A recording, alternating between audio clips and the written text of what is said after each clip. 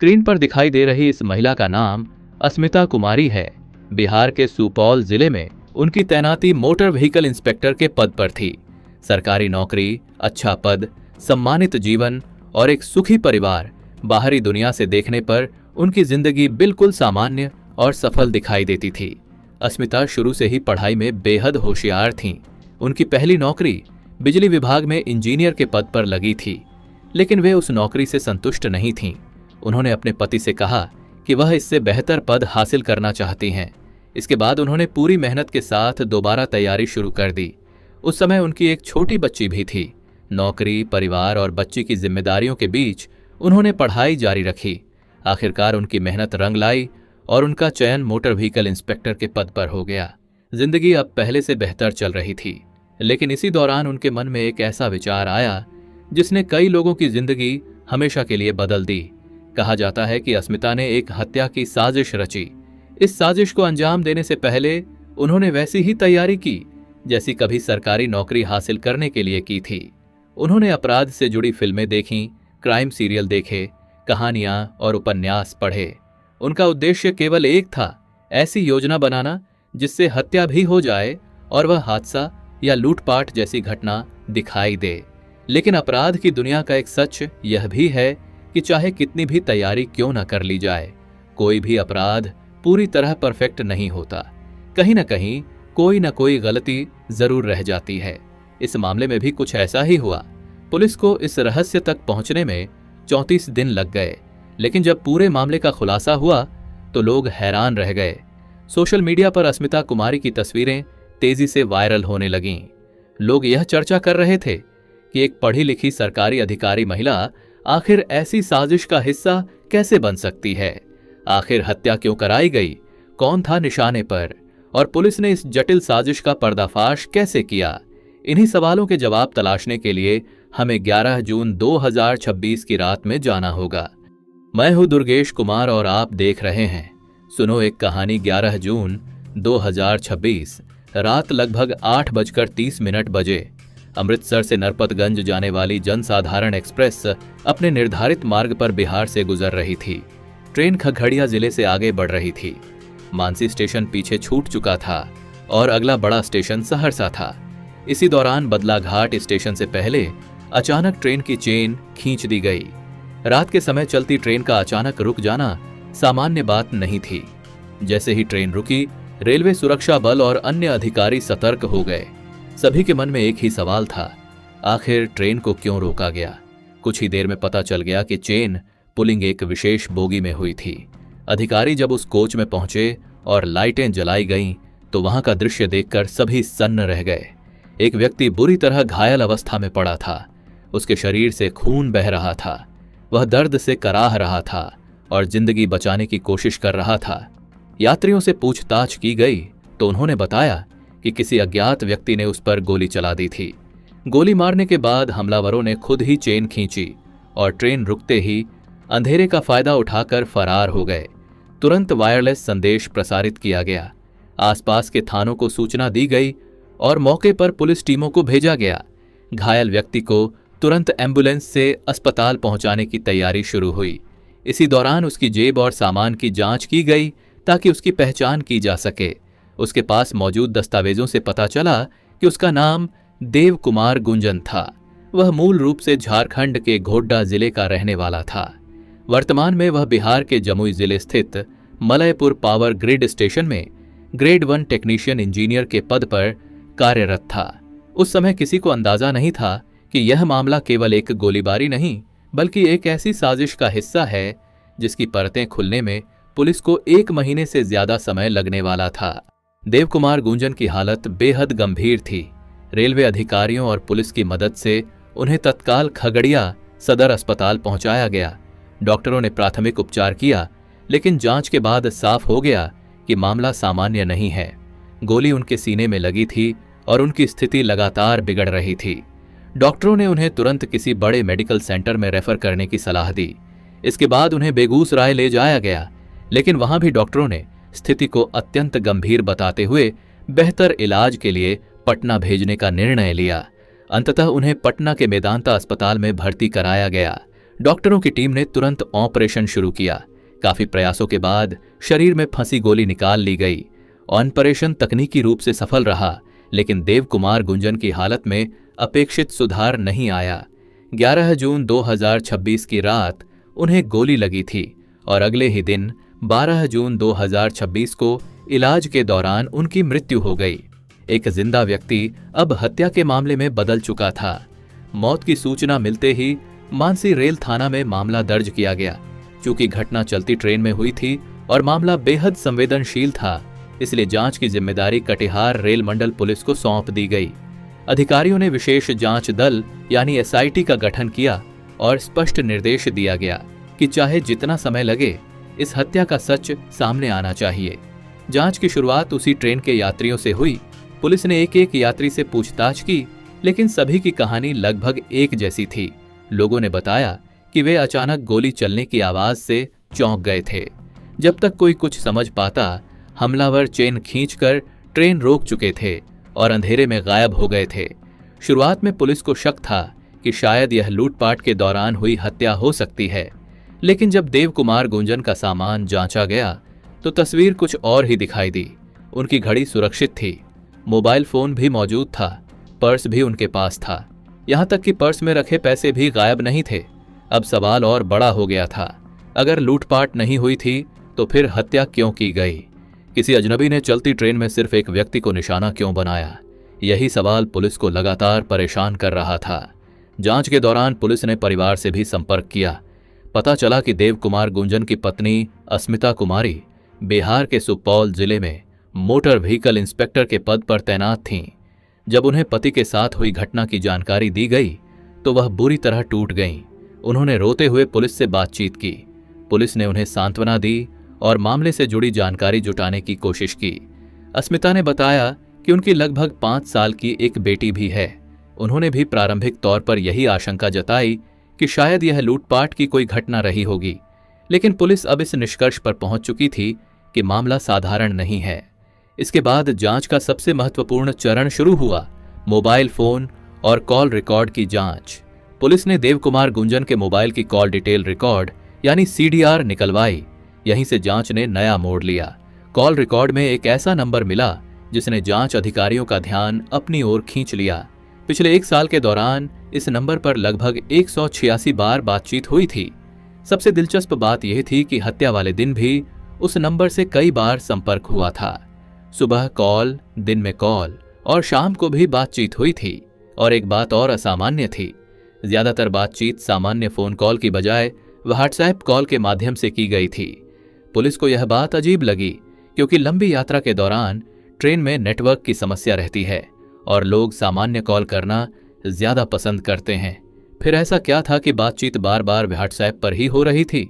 जब उस नंबर की पहचान की गई तो एक और चौंकाने वाली जानकारी सामने आई। देव कुमार गुंजन ने उस नंबर को अपने मोबाइल में कमीना नाम से सेव कर रखा था। असल नाम था अजीत कुमार। अब पुलिस के सामने नया सवाल था, कोई व्यक्ति अपने दोस्त का नंबर कमीना नाम से सेव क्यों करेगा? क्या यह सिर्फ मजाक था या इसके पीछे कोई ऐसी कहानी छिपी थी जो इस हत्या के रहस्य को सुलझा सकती थी? इसी सवाल का जवाब तलाशने के लिए पुलिस अब अजीत कुमार तक पहुंचने वाली थी। पुलिस ने अजीत कुमार का पता लगाया और उससे पूछताछ शुरू की। अजीत कुमार ने शुरुआत में खुद को देव कुमार गुंजन का करीबी मित्र बताया। उसने कहा कि दोनों लंबे समय से एक दूसरे को जानते थे और हो सकता है कि दोस्ती मजाक में उसका नंबर कमीना नाम से सेव कर लिया गया हो। उसके अनुसार इसमें कोई असामान्य बात नहीं थी। पहली नजर में उसका जवाब सामान्य लग सकता था, लेकिन जांच अधिकारी अब केवल बयानों पर भरोसा करने के मूड में नहीं थे। उन्होंने अजीत कुमार के मोबाइल नंबर की भी कॉल डिटेल रिकॉर्ड निकलवाई और यहीं से कहानी ने एक नया मोड़ लिया। जांच में पता चला कि अजीत कुमार केवल देव कुमार गुंजन से ही लगातार संपर्क में नहीं था, बल्कि वह देव कुमार की पत्नी अस्मिता कुमारी से भी बहुत अधिक बातचीत करता था।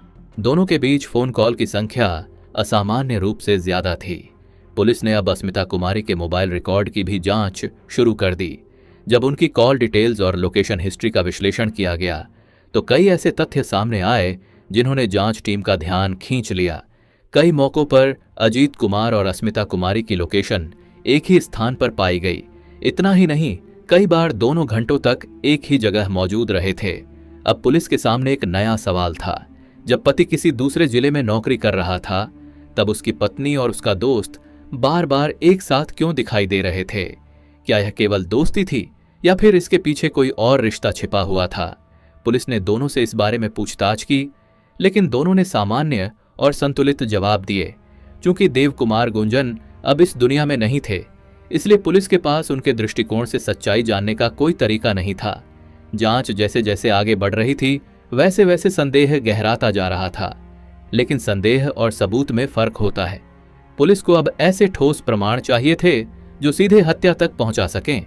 इसी दौरान जांच अधिकारियों ने एक और दिशा में काम शुरू किया। उन्होंने यह पता लगाने की कोशिश की कि आखिर ट्रेन में चेन पुलिंग किसने की थी। घटना वाले इलाके के आसपास मौजूद मोबाइल टावरों का डेटा खंगाला गया।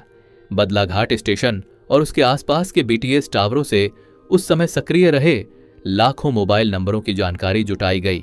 यह काम आसान नहीं था। उस रूट से रोजाना कई ट्रेनें गुजरती थीं। आसपास के गांवों और कस्बों के हजारों लोग भी उन्हीं टावरों का इस्तेमाल कर रहे थे। लेकिन जांच टीम ने धैर्य नहीं खोया। उन्होंने लाखों नंबरों को छांटना शुरू किया। लाखों से हजारों, हजारों से सैकड़ों और फिर सैकड़ों से कुछ चुनिंदा नंबर। आखिरकार जांचकर्ताओं की नजर एक ऐसे नंबर पर जाकर रुकी जिसने पूरी कहानी बदल दी। यह नंबर जहानाबाद जिले के घोसी थाना क्षेत्र के एक गांव के रहने वाले राजू कुमार उर्फ धीरज का था। जब पुलिस ने उसके बारे में जानकारी जुटाई तो पता चला कि उसका आपराधिक रिकॉर्ड रहा है। यहीं पर जांच अधिकारियों को एक और महत्वपूर्ण समानता दिखाई दी। अजीत कुमार भी जहानाबाद जिले के उसी क्षेत्र से जुड़ा हुआ था। अब पुलिस को लगने लगा कि यह महज संयोग नहीं हो सकता। एक तरफ अजीत कुमार, दूसरी तरफ राजू कुमार और बीच में देव कुमार गुंजन की रहस्यमय हत्या। इन तीनों के बीच आखिर क्या संबंध था? पुलिस ने राजू कुमार को हिरासत में ले लिया। इसके बाद अजीत कुमार को भी पूछताछ के लिए रोक लिया गया। कुछ ही समय बाद अस्मिता कुमारी को भी जांच के दायरे में लाया गया। अब जांच का केंद्र यही 3 लोग थे। पूछताछ लगातार जारी रही। दिन बीतते गए। Police mobile record, location data और अन्य तकनीकी सबूतों को जोड़ती रही। लगभग 1 महीने तक जांच चलती रही और फिर जुलाई 2026 में तस्वीर धीरे धीरे साफ होने लगी। पूछताछ और तकनीकी साक्ष्यों के आधार पर जो कहानी सामने आई, उसकी शुरुआत कई साल पहले हुई थी। साल 2017, बिहार का सीतामढ़ी जिला। यहीं पर अस्मिता कुमारी की पहली पोस्टिंग बिजली विभाग में टेक्नीशियन इंजीनियर के रूप में हुई थी। इसी जिले में देव कुमार गुंजन भी तैनात थे और संयोग से अजीत कुमार की पोस्टिंग भी वहीं थी। तीनों एक ही कार्य क्षेत्र में काम करते थे। धीरे धीरे जान पहचान बढ़ी, मुलाकातें बढ़ीं और इसी दौरान अस्मिता कुमारी और अजीत कुमार के बीच नजदीकियां भी बढ़ने लगीं। जांच में सामने आया कि दोनों एक दूसरे को पसंद करने लगे थे। लेकिन इसी दौरान परिवारों ने अस्मिता की शादी देव कुमार गुंजन से तय कर दी। कहा जाता है कि अस्मिता ने इस रिश्ते पर आपत्ति जताने की कोशिश की थी, लेकिन परिवार की सहमति और सामाजिक परिस्थितियों के बीच आखिरकार वर्ष 2018 में उनकी शादी देव कुमार गुंजन से हो गई। शादी हो गई, लेकिन कहानी यहीं खत्म नहीं हुई, बल्कि पुलिस के अनुसार यहीं से उस घटनाक्रम की शुरुआत हुई जिसने कई वर्षों बाद एक हत्या की साजिश का रूप ले लिया। शादी के बाद जिंदगी अपनी रफ्तार से आगे बढ़ती रही। बाहर से देखने पर सब कुछ सामान्य दिखाई देता था, लेकिन पुलिस जांच में जो कहानी सामने आई, उसके अनुसार अस्मिता कुमारी और अजीत कुमार के बीच की नजदीकियां पूरी तरह खत्म नहीं हुई थीं। समय बीतता गया। साल 2021 में अस्मिता और देव कुमार गुंजन के घर एक बेटी का जन्म हुआ। परिवार बढ़ा, जिम्मेदारियां बढ़ीं, लेकिन इसी दौरान अस्मिता अपने करियर को लेकर भी लगातार मेहनत करती रहीं। कई वर्षों की तैयारी के बाद वर्ष 2023 में उनका चयन मोटर व्हीकल इंस्पेक्टर के पद पर हो गया। नई नियुक्ति के बाद उनकी पोस्टिंग बिहार के सुपौल जिले में हुई। उधर अजीत कुमार की तैनाती नालंदा जिले में थी, जबकि देव कुमार गुंजन जमुई जिले के मलयपुर पावर ग्रिड स्टेशन में कार्यरत थे। अब तीनों अलग अलग जिलों में रह रहे थे। पुलिस जांच के अनुसार दूरी बढ़ने के बावजूद अस्मिता और अजीत के बीच संपर्क बना रहा। दोनों लगातार बातचीत करते रहे और समय मिलने पर मिलते भी रहे। जांच में यह भी सामने आया कि अजीत कुमार ने अब तक शादी नहीं की थी। पुलिस के अनुसार दोनों भविष्य में साथ रहने की बातें किया करते थे, लेकिन एक समस्या लगातार उनके सामने मौजूद थी। देव कुमार गुंजन। जब भी देव कुमार अपनी पत्नी से मिलने आते तब उनकी मौजूदगी दोनों को असहज करती थी। पुलिस का दावा है कि धीरे धीरे यही असहजता एक खतरनाक सोच में बदल गई। जांच के अनुसार दोनों ने देव कुमार को रास्ते से हटाने की योजना बनानी शुरू कर दी। पुलिस का कहना है कि यह कोई अचानक लिया गया फैसला नहीं था, बल्कि काफी समय तक सोच विचार और योजना बनाने के बाद यह निर्णय लिया गया। जांच में सामने आया कि योजना का उद्देश्य केवल हत्या करना नहीं था, बल्कि हत्या को किसी दुर्घटना या लूटपाट जैसी घटना का रूप देना भी था, ताकि शक किसी पर न जाए। इसी दौरान अजीत कुमार ने अपने इलाके के रहने वाले राजू कुमार उर्फ धीरज से संपर्क किया। पुलिस के अनुसार राजू को हत्या की सुपारी दी गई। बताया गया कि इस काम के लिए लगभग 4 लाख रुपए की रकम तय हुई। जांच में यह भी दावा किया गया कि एक हिस्सा अग्रिम रूप से दे दिया गया था और बाकी रकम काम पूरा होने के बाद देने की बात तय हुई थी। इसके बाद कथित तौर पर देव कुमार गुंजन की गतिविधियों पर नजर रखी जाने लगी। पुलिस के अनुसार अस्मिता अपने पति की यात्रा, लोकेशन और आने जाने की जानकारी नियमित रूप से हासिल करती थीं। पहली नजर में यह एक सामान्य पत्नी की चिंता लग सकती थी, लेकिन जांचकर्ताओं का मानना था कि यही जानकारी आगे पहुंचाई जा रही थी। राजू कुमार ने भी कथित तौर पर कई बार देव कुमार की दिनचर्या और यात्रा के तरीकों का अध्ययन किया। आखिरकार 11 जून 2026 की रात को योजना को अंजाम देने का फैसला किया गया। देव कुमार गुंजन जनसाधारण एक्सप्रेस में यात्रा कर रहे थे। वे अपनी बर्थ पर आराम कर रहे थे। इसी दौरान हमलावर उनके पास पहुंचा और उन पर गोली चला दी। गोली चलाने के बाद ट्रेन की चेन खींची गई और हमलावर मौके से फरार हो गया। योजना बनाने वालों को शायद लगा होगा कि मामला लूटपाट या किसी अज्ञात हमले के रूप में दर्ज होगा और कभी सच्चाई सामने नहीं आएगी। लेकिन जांच यहीं खत्म नहीं हुई। एसआईटी ने लगातार तकनीकी साक्ष्यों, मोबाइल रिकॉर्ड, लोकेशन डेटा और आपसी संपर्कों का विश्लेषण जारी रखा। एक एक कड़ी जुड़ती चली गई। कॉल रिकॉर्ड ने रिश्तों की कहानी बताई, लोकेशन डेटा ने मुलाकातों की पुष्टि की, मोबाइल टावरों के रिकॉर्ड ने संदिग्धों की मौजूदगी को जोड़ा और आखिरकार जांचकर्ताओं के अनुसार पूरी साजिश की तस्वीर सामने आ गई। करीब 34 दिनों की जांच के बाद पुलिस ने मामले का खुलासा कर दिया। 15 जुलाई 2026 को पुलिस ने अस्मिता कुमारी, अजीत कुमार और राजू कुमार को गिरफ्तार कर लिया। इसके बाद उन्हें न्यायिक प्रक्रिया के तहत जेल भेज दिया गया। जब इस मामले की जानकारी आम लोगों तक पहुंची तो कई लोग हैरान रह गए। लोगों के लिए यह विश्वास करना कठिन था कि एक शिक्षित और सरकारी पद पर कार्यरत महिला का नाम इस तरह की गंभीर आपराधिक साजिश में सामने आ सकता है। हालांकि यह याद रखना भी जरूरी है कि किसी भी आपराधिक मामले में अंतिम दोष सिद्धि का निर्णय अदालत द्वारा उपलब्ध साक्ष्यों और न्यायिक प्रक्रिया के आधार पर किया जाता है। इस पूरी घटना से एक बात जरूर सामने आती है, किसी भी अपराध की योजना चाहे कितनी भी सावधानी से बनाई जाए, तकनीकी जांच, डिजिटल सबूत और लगातार की गई पुलिस जांच अक्सर उन परतों को खोल देती है जिन्हें हमेशा के लिए छिपा हुआ समझ लिया जाता है। दोस्तों, इस कहानी को साझा करने का उद्देश्य किसी व्यक्ति या परिवार को ठेस पहुंचाना नहीं है, बल्कि समाज को जागरूक करना है। आप सभी अपना ख्याल रखें, सुरक्षित रहें। जय हिंद, जय भारत।